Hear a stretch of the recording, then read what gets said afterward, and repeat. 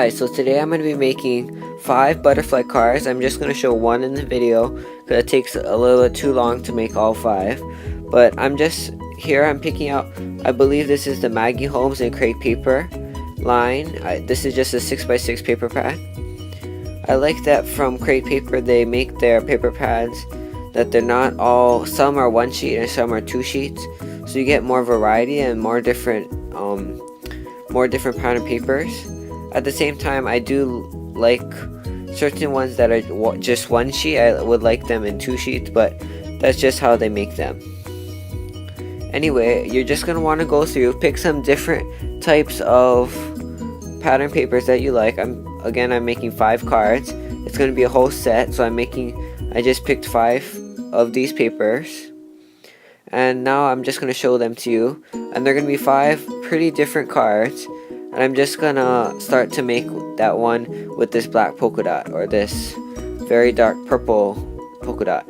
So as you can see there, what you want to do is you want to cut a piece of paper to match, which my camera, it shut down when I actually made that part. So all you want to do is just line it up to the edge and then just start cutting. Anyway, this is the Memory Box butterfly die. It's the same die as my last video. And what you're going to want to do is I ran it through my Xyron, and as you can see here, just take your stylus and just gently rub in all those open spaces. You can see how quick that is. And this is a really easy way to make your butterfly very sticky without having to do all the work of putting like glossy accents or any kind of liquid glue around. So as you can see there, just outline it and outline all those pieces in the inside, and you can see there it peels off very easily, and you can use this right in your project. Now sometimes you're going to get a little bit of adhesive sticking out, then you're just going to want to pull it back and it'll be perfectly fine, and you can use it on your project. So as you can see here, there's that card again, and then I'm just going to adhere that directly onto the card. And as you can see there, you're just going to want to burnish it kind of to make sure all that excess, if there's any excess glue, it'll come right off.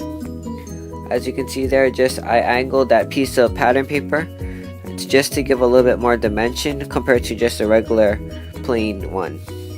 Now this die comes with the matching body. I cut it out of that same craft cardstock that I made the bases of the cards with.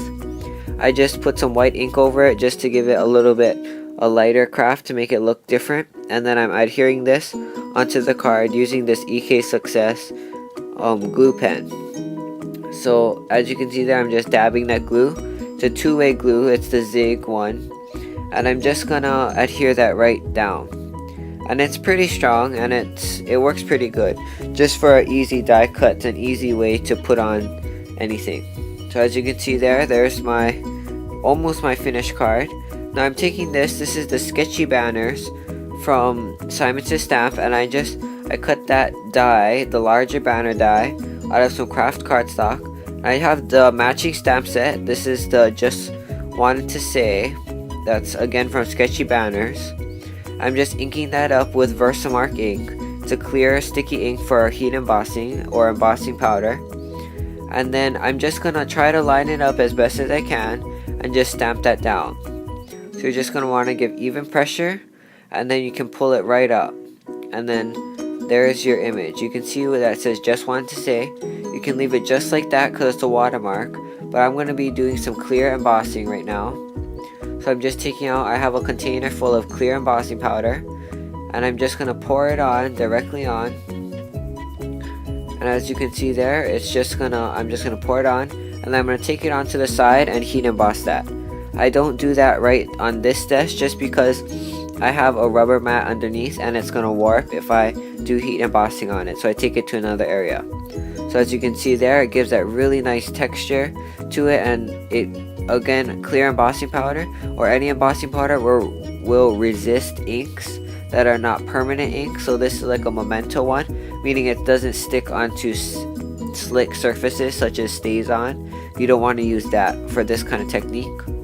I'm just using this in Memento. You can use Distress or any of the other most common ink pads. As you can see there, it the ink really seeps in to where that cardstock is exposed, where it doesn't have that clear embossing powder over it. I'm just taking a tissue, and you can just wipe off all that excess ink that's on top of the clear embossing powder. You might want to use a baby wipe too to make it a little bit easier to come off, and as you can see there, it makes a very nice sentiment and makes it very bold. Another thing is I'm just going to adhere that using some foam adhesive. And another thing, for this cards, these are very simple cards, and again I'm doing a different size. It's not a regular A2 size.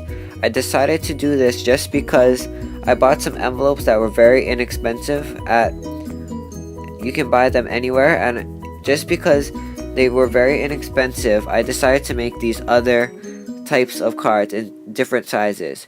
It is a challenge for most crafters to change and do a little bit different things, but it is something that you might be interested in doing, just to change up the pace with using different products and different stuff. So as you can see here, I'm using the Fiskars corner punch and just rounded those two corners. And then now I'm going to take out, these are all the other cards that I made.